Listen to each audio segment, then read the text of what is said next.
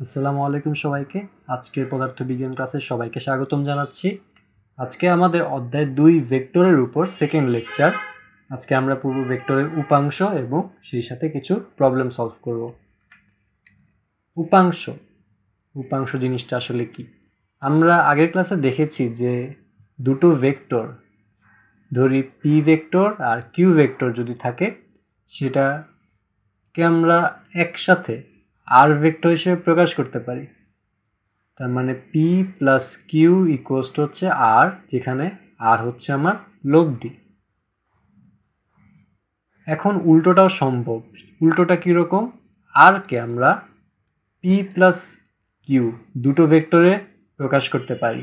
এখানে P O Q দুটোকে আলাদাভাবে আর এর উপাংশ বলা হবে। এই দুইটা উপাংশের মধ্যবর্তী কোণ যদি 90 ডিগ্রি হয়, তখন আমরা তাদের বলবো আর এর লম্ব উপাংশ।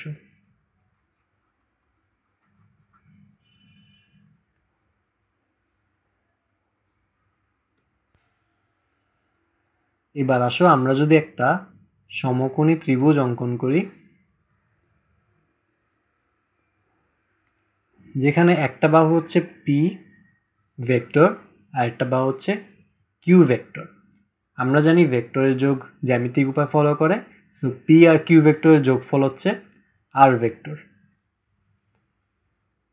P plus Q vector equals to R vector. এখন দেখো, এই ত্রিভুজের জন্য যদি এটা থিটা হয়, সাইন থিটা ইকুয়ালস টু হচ্ছে লম্ব বাই অতিভুজ, যেখানে লম্ব হচ্ছে আমার কিউ, অতিভুজ হচ্ছে আর, বা আমরা বলতে পারি Q equals to R sine theta, যেখানে কিউ হচ্ছে আমার উলম্ব উপাংশ।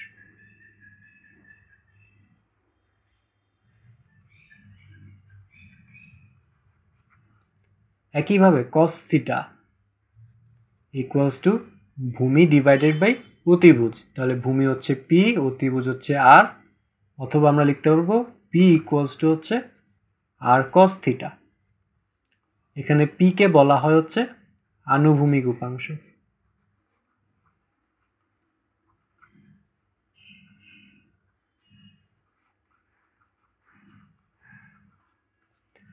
এবার আসো, পি এর ডিরেকশনটা আমরা দেখতে পাচ্ছি এক্স অ্যাক্সিস বরাবর, তাহলে পি ভেক্টরকে আমরা পি আই ক্যাপ দিয়ে বলতে পারবো। আর পি এর মান আমরা পেলাম আর কস থিটা, তাহলে আর কস থিটা আই ক্যাপ হিসেবেও লিখতে পারবো।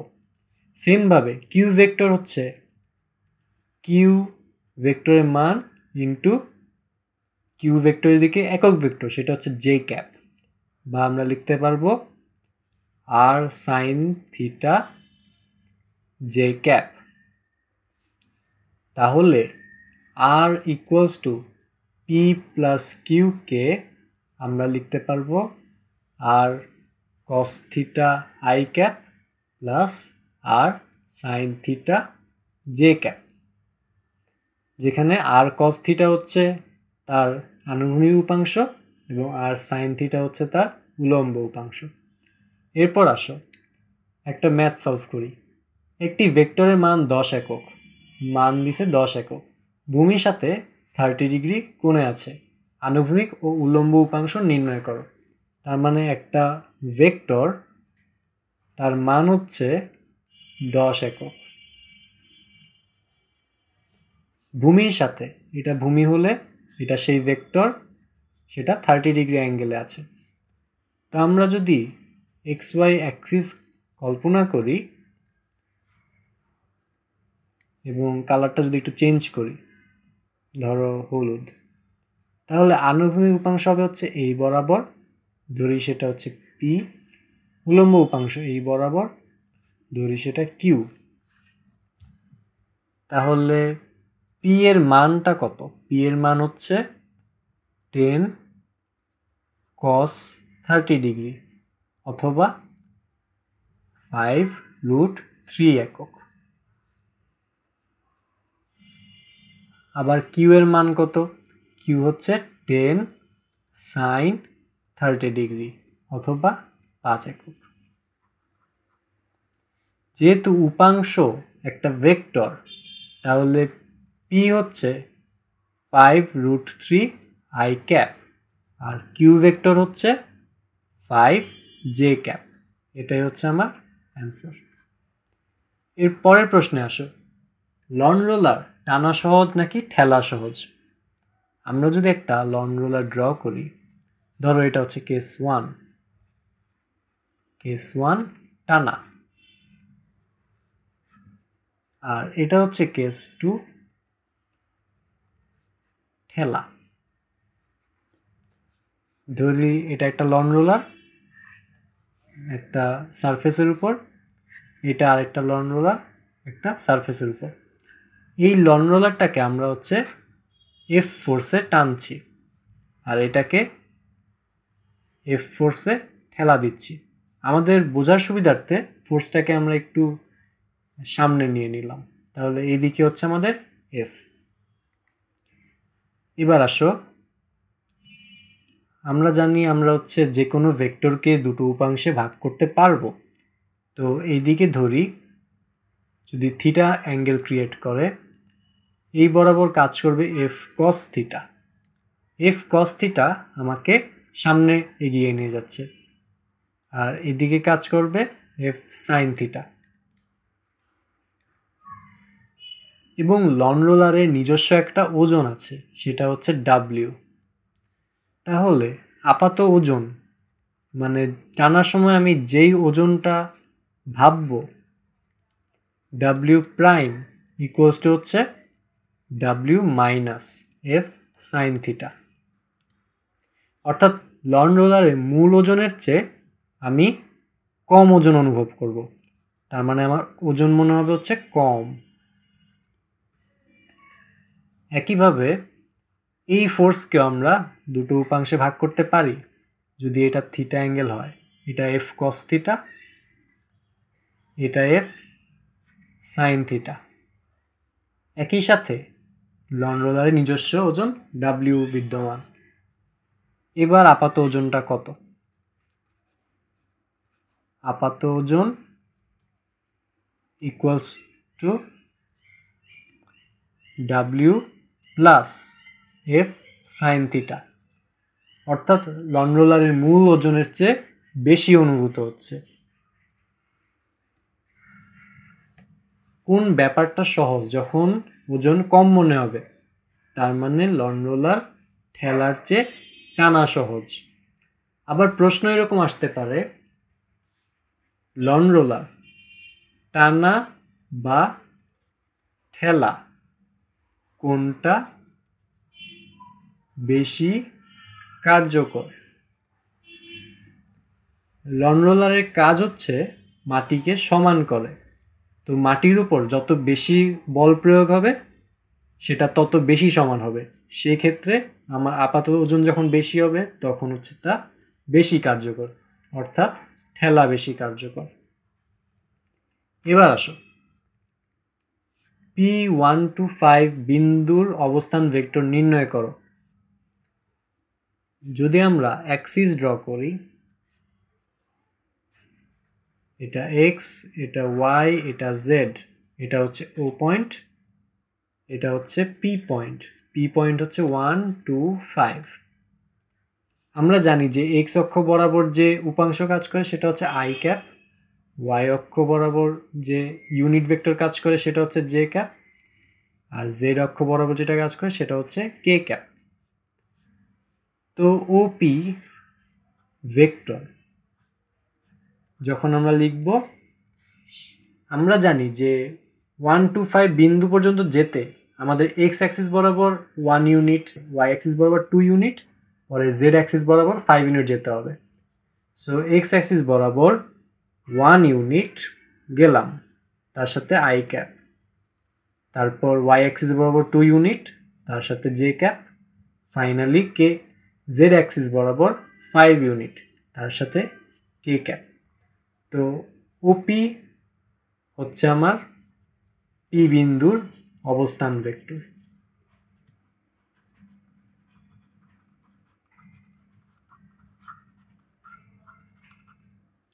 এবার আসো কার্তেশীয় স্থানাঙ্ক ব্যবস্থায় P242 ও Q2-4-4 দুইটি বিন্দু PQ ভেক্টরের মান নির্ণয় করো।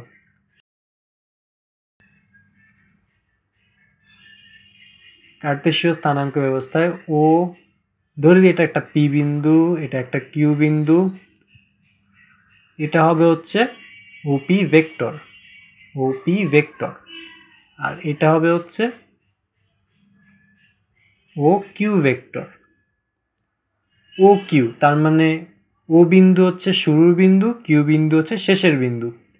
প্রশ্নে বলেছে পি কিউ ভেক্টর, তার মানে পি হচ্ছে শুরু, কিউ হচ্ছে তার শেষ, তার মানে পি থেকে কিউ বরাবর যে ভেক্টর সেটাই হচ্ছে আমার পি কিউ ভেক্টর। আমরা জানি ভেক্টর যোগ জ্যামিতিক নিয়ম মেনে চলে, সেই হিসেবে ওপি প্লাস পি কিউকে আমরা ও কিউ বলতে পারবো। ওপি প্লাস পি কিউকে আমরা ও কিউ বলতে পারবো, বা P Q vector equals to O Q vector minus OP vector. এটাকে আমরা একটা ফর্মুলা হিসেবে মনে রাখতে পারি। যদি পি কিউ ভেক্টর কোয়েশ্চেনে চায় তাহলে ফার্স্টে হচ্ছে পরের অংশের অবস্থান ভেক্টর মাইনাস প্রথম অংশের অবস্থান ভেক্টর। এখন আসো ওপি ভেক্টর হচ্ছে 2i cap plus 4j cap plus 2k cap. O Q vector হচ্ছে 2i cap minus 4j cap minus 4k cap. এবার P Q equals to O Q ভেক্টরের মান বসাই 2i minus 4j minus 4k, 2i minus 4j minus 4k। এটার থেকে বিয়োগ যাবে ওপি vector, ওপি vector হচ্ছে 2i plus 4j plus 2k, 2i plus 4j plus 2k। 2i থেকে 2i বাদ গেলে 0i, মাইনাস 4j এর সাথে মাইনাস 4j যোগ করলে আসবে হচ্ছে মাইনাস 8j ক্যাপ, মাইনাস 4 ক্যাপের সাথে মাইনাস 2 ক্যাপ করলে আসবে মাইনাস 6k ক্যাপ। এটাই হচ্ছে আমার অ্যান্সার। এবার আসুন পি ও কিউ হলে পি কিউ এর সমান্তরালে একটি একক ভেক্টর নির্ণয় করো। আমাকে পি দিয়েছে, কিউ দিয়েছে, তাহলে আমরা পি কিউ ভেক্টর বের করতে পারবো। আমরা জানি পি কিউ ভেক্টর হচ্ছে ও কিউ মাইনাস ওপি। ও কিউ সমান হচ্ছে 4i ক্যাপ, যেহেতু জে ক্যাপের সহগ 0, সো জে ক্যাপ না লিখলে হবে প্লাস হচ্ছে 5k cap minus 3i cap minus 2j cap minus k cap. হিসাব করলে আসবে 4 মাইনাস 3 হচ্ছে শুধু i ক্যাপ, মাইনাস মাইনাসে প্লাস, তাহলে প্লাস 2j ক্যাপ, আর 5k cap plus k cap হচ্ছে প্লাস 6k ক্যাপ। এবার আসো পি কিউ এর সমান্তরালে একটি একক ভেক্টর প্রশ্নে চেয়েছে। তো পি কিউ এর একক ভেক্টর বের করলেই হবে, কারণ সেটার দিকও পি কিউ এর সাথে সমান্তরালি, আমরা সেটা জানি। তাহলে পি কিউ এর যে একক ভেক্টর ধরি সেটা হচ্ছে এ ক্যাপ। এ ক্যাপের মান কি? এ ক্যাপ হচ্ছে P Q vector divided by P Q এর মান, পি কিউ ভেক্টরের মান। তাহলে পি কিউ ভেক্টর আমরা জানি সেটা হচ্ছে i cap plus 2j cap plus 6k cap. সেটার মানটা কত হবে? আমরা জানি যদি একটা 2 ডিমেনশনাল প্লেন হতো আর এটা একটা বিন্দু P, ধরি এটা x এটা y, সেটার ভেক্টর ফরম্যাট হচ্ছে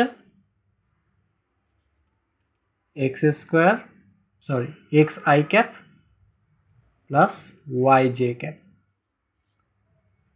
যদি আমরা ত্রিভুজ দিয়ে হিসাব করি, এক্স অ্যাক্সিস বরাবর যে উপাংশ তার মান হচ্ছে এক্স, ওয়াই অ্যাক্সিস বরাবর যে উপাংশ তার মান হচ্ছে ওয়াই।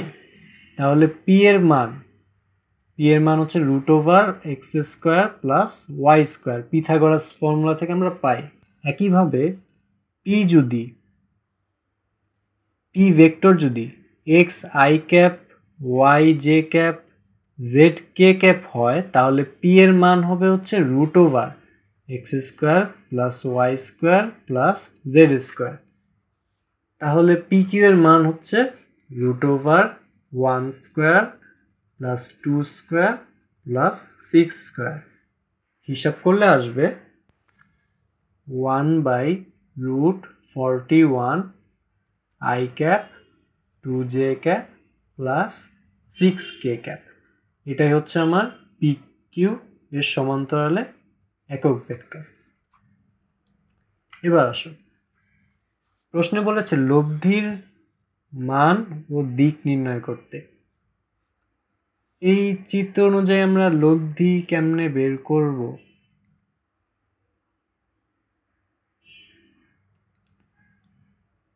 চিত্রে আসো, ধরি এটা এক্স অ্যাক্সিস, এটা ওয়াই অ্যাক্সিস, এটা এক্স প্রাইম, এটা ওয়াই প্রাইম।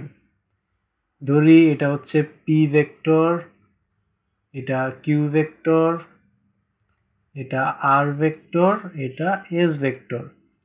আমাদের লব্ধি হচ্ছে T vector, T equals to P plus Q plus R plus S. তাহলে চলো ভেক্টরগুলো নির্ণয় করি।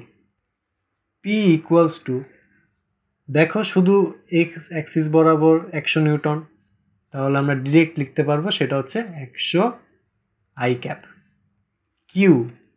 কিউ এর ক্ষেত্রে শুধু ওয়াই অ্যাক্সিস বরাবর আছে, তো আমরা ডিরেক্ট লিখতে পারবো 60 জে ক্যাপ। আর ভেক্টরের ক্ষেত্রে কি? আর ভেক্টর 140 ডিগ্রি অ্যাঙ্গেল ক্রিয়েট করে, তাহলে আর এর আনুভূমিক উপাংশ হচ্ছে 50 cos 140 ডিগ্রি আই ক্যাপ, আর উলম্ব উপাংশ হবে 50 sin 140 ডিগ্রি জে ক্যাপ। আর ফাইনালি এস ভেক্টর হচ্ছে, যেহেতু এটা 20 ডিগ্রি, তার মানে পজিটিভ এক্স অ্যাক্সিসের সাথে টোটাল 180 প্লাস 70, অর্থাৎ 250 ডিগ্রি ক্রিয়েট করে, 250 degree.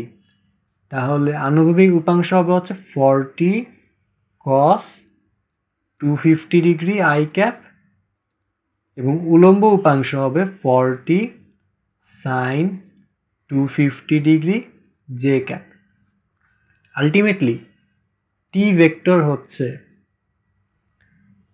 100 plus 50 cos 140 degree plus 40 cos 250 degree I cap plus 60 plus 50 sin 140 degree plus 40 sin 250 degree J cap. হিসাব করলে আসে 124.62 I cap plus 54.55 J cap. প্রশ্নে মান ও দিক নির্ণয় করতে বলেছে।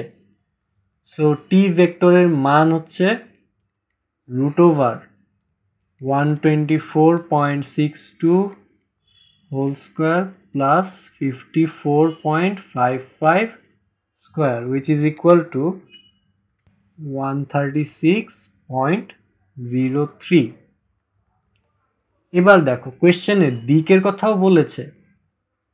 সো আমরা নর্মালি যদি চিন্তা করি, এটা ধরি ওয়াই অ্যাক্সিস বরাবর, এটা ধরি এক্স অ্যাক্সিস বরাবর, এটা হচ্ছে এক্স, এটুকের মান হচ্ছে ওয়াই, আর অ্যাঙ্গেল ক্রিয়েট করা হচ্ছে থিটা। তাহলে tan theta equals to y by x। এই হিসেবে টি ভেক্টরের দিক কত হবে? টি ভেক্টরের দিক ধরি এদিকে যদি বের করি, theta equals two tan inverse y Axis বরাবর যে অংশটা অর্থাৎ 54.55 ডিভাইডেড বাই x অ্যাক্সিস বরাবর যে অংশটা অর্থাৎ 124.62 যেটার মান আসে হচ্ছে 23.64 ডিগ্রি। তাহলে আমি অ্যান্সার লিখব লব্ধির মান হচ্ছে 136.03 একক এবং লব্ধি ভেক্টর এক্স অক্ষের সাথে 23.64 ডিগ্রি কোণ তৈরি করে। এখন আমরা করব নদী নৌকার অঙ্ক। নদী নৌকার অঙ্কগুলো আমাদের কলেজের বিভিন্ন এক্সামে প্রায়ই আসে অ্যান্ড এইচএসসিতেও এগুলো অনেক ইম্পর্টেন্ট। সো প্রশ্ন অনুযায়ী একটা নদীর প্রস্থ 1 কিলোমিটার, নৌকার বেগ 10 মিটার পার সেকেন্ড, স্রোতের বেগ 5 মিটার পার সেকেন্ড। প্রশ্ন করলো নৌকার প্রস্থ বরাবর চলতে শুরু করলো, নৌকাটি কত বেগে কোন দিকে এবং কত সময় নদী পার হবে। তো প্রথমে আমরা যদি একটা নদী আঁকি, ধরি এটা হচ্ছে আমার সেই নদী যার প্রস্থ হচ্ছে 1 কিলোমিটার বা 1000 মিটার। ধরি আমার এইখানে একটা নৌকাটা প্রস্থ বরাবর 10 মিটার পার সেকেন্ড বেগ v equals to 10 metre per second, স্রোতের বেগ 5 মিটার পার সেকেন্ড। তার মানে নদীতে যে স্রোত আছে তার বেগ হচ্ছে 5 মিটার পার সেকেন্ড। ধরি স্রোতের বেগ এই বরাবর u equals to 5 metre per second.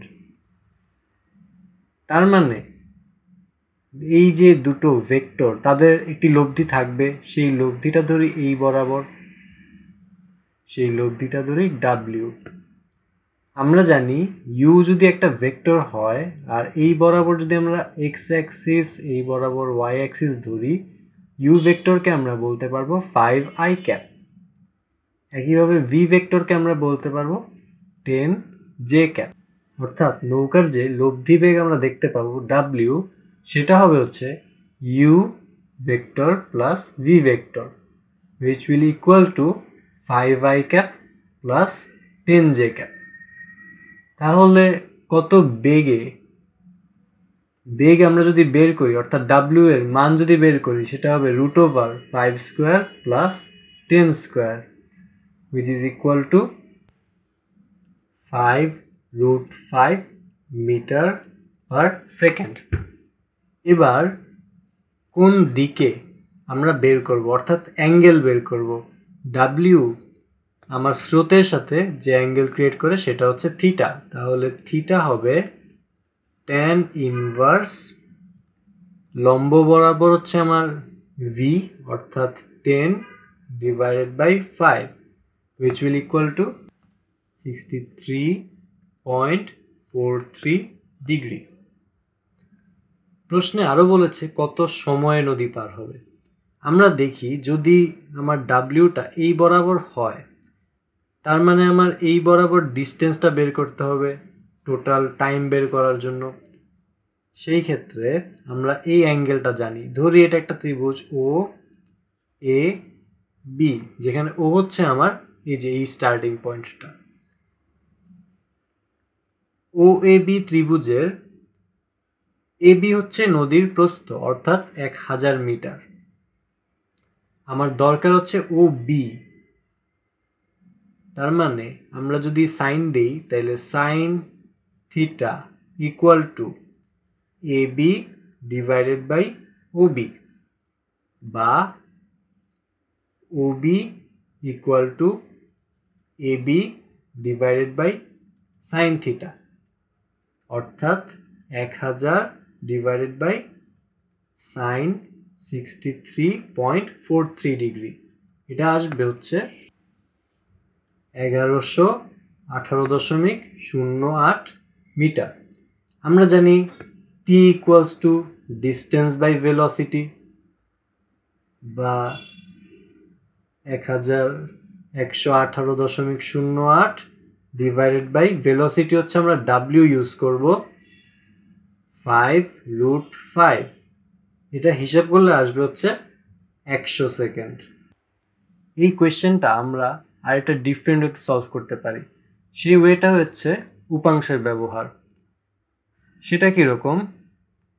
এই যে আমরা একটা ট্রায়াঙ্গেল ড্র করলাম, যে এই বরাবর হচ্ছে আমার w, এই বরাবর হচ্ছে u কাজ করে, এই বরাবর v কাজ করে। আচ্ছা, আমার যদি এই যে ab বরাবর v কাজ করে, v ভেলোসিটিটা কাজ করে, তাহলে time equal to ab distance divided by v লিখতে পারবো না? অবশ্যই পারবো। আমরা y অ্যাক্সিস বরাবর যে ডিস্টেন্সটা সেটা থেকে y অ্যাক্সিস বরাবর যে ভেলোসিটি সেটা যদি ভাগ দেই আমাদের একই সময় লাগবে। ab ডিস্টেন্স হচ্ছে 1000 আর v এর মান হচ্ছে 10, হিসাব করলে 100 সেকেন্ডই আসবে। অর্থাৎ সেম প্রবলেম আমরা উপাংশ দিয়ে করলে আরো অনেক ইজিলি করতে পারি। এক্ষেত্রে আমার সূত্রটা কি দাঁড়ালো? t equal to y Axis বরাবর সরণ ডিভাইডেড বাই y অ্যাক্সিস বরাবর বেগ। এটা আমরা x অ্যাক্সিস বরাবরও লিখতে পারবো, x অ্যাক্সিস বরাবর সরণ বাই x অ্যাক্সিস বরাবর বেগ। মূলত যেই বরাবর আমার সরণ ঘটবে সেই বরাবর বেগ দিয়ে ভাগ দিলেই আমরা সময়টা পাবো। এক্ষেত্রে এই সব সময়ের মান একই আসবে। এবার আসো কিছু বিশেষ ক্ষেত্র। বিশেষ ক্ষেত্র কীরকম? যেমন কম দূরত্ব অতিক্রম। একটা নদী পার হওয়ার জন্য সবচেয়ে কম দূরত্ব পার হতে হলে আমার হচ্ছে ডাব্লিউটা এক্স্যাক্টলি প্রস্থ বরাবর হতে হবে। কিন্তু যদি নদীর স্রোতের বেগ এই বরাবর থাকে, সেক্ষেত্রে আমি নৌকাটা কোন দিকে চালনা করলে সোজা যেতে পারবো? অবশ্যই বাম দিকে। তাহলে এই বরাবর হচ্ছে আমার v। এখন যদি এটা থিটা অ্যাঙ্গেল হয়, তাহলে এই v কে আমরা এই বরাবর নিয়ে আসতে পারবো না? পারবো। এই থিটা ইকুয়ালস টু ধরো 90 ডিগ্রি প্লাস আলফা, যেখানে আলফা হচ্ছে এই অ্যাঙ্গেলটা। ওকে, তো এটা যদি আলফা হয়, এটাও আলফা। এই আলফাকে আমরা যদি ইউ আর ভি এর দ্বারা প্রকাশ করতে চাই, তাহলে যেখানে ইউ হচ্ছে লম্ব, ভি হচ্ছে আমার অতিভুজ। ইউ হচ্ছে আমার লম্ব, ভি হচ্ছে আমার অতিভুজ। তাহলে ইউ বাই ভি হচ্ছে আমার sine alpha. U by v হচ্ছে আমার সাইন আলফা, বা alpha equals to sine inverse u by v. এটাকে আমরা থিটার মাধ্যমে যদি প্রকাশ করতে চাই, থিটা হবে হচ্ছে 90 degree plus sine inverse u by v. এটা হচ্ছে আমার থিটা নির্ণয়ের ক্ষেত্রে সূত্র। এবার আসো আরেকটি প্রশ্ন। নৌকা ও স্রোতের বেগ যথাক্রমে 10 ও 5 মিটার পার সেকেন্ড হলে কোন বরাবর পার হলে নৌকা সোজা বিপরীত বিন্দুতে পৌঁছাবে? তো ফর্মুলা কি? Theta equals to 90 degree plus sine inverse u by v. অর্থাৎ 90 degree plus sine inverse u এর মান হচ্ছে 5, ভি এর মান হচ্ছে 10, হিসাব করলে আসবে হচ্ছে 120 ডিগ্রি। এটাই আমার অ্যান্সার। এবার আসো আরেকটি ক্ষেত্র, বিশেষ ক্ষেত্র নাম্বার 2, কম সময় নদী পারাপার। আমরা একটু আগে দেখলাম যে নদী পারাপারের ক্ষেত্রে সময় সেটা হচ্ছে যদি এটা ডিস্টেন্স হয়, ডিস্টেন্স ডিভাইডেড বাই জে ক্যাপের সহগ। জে ক্যাপ সর্বোচ্চ কখন হবে? জে ক্যাপের মান সর্বোচ্চ হবে যখন আমার ভি এর মান পুরোটাই প্রস্থ বরাবর হয়। অর্থাৎ কম সময় নদী পারাপারের ক্ষেত্রে আমার শর্ত হচ্ছে এই যে অ্যাঙ্গেলটা ক্রিয়েট করবে ইউ এর সাথে আলফা, এই আলফার মান হবে হচ্ছে 90 ডিগ্রি। এবার আসো আরেকটা প্রবলেম সলভ করি। নৌকার বেগ 10, নদীর প্রস্থ 500 মিটার, সর্বনিম্ন কত সময় নদী পার হতে পারবে? সর্বনিম্ন সময়ের জন্য শর্ত হচ্ছে আলফা ইকুয়ালস টু 90 ডিগ্রি, অর্থাৎ নৌকার বেগ পুরোটাই জে ক্যাপ বরাবর বা ওয়াই অ্যাক্সিস বরাবর। তাহলে T minimum equals to 500 metre divided by 10, আসবে হচ্ছে 50 সেকেন্ড অ্যান্সার। তো আজকে এর সাথে আমাদের ক্লাস শেষ হলো। আশা করি তোমরা সব কিছু বুঝতে পেরেছো। কোনো কিছু বুঝতে সমস্যা হলে অবশ্যই জানাবে। সবাইকে আসসালামু আলাইকুম।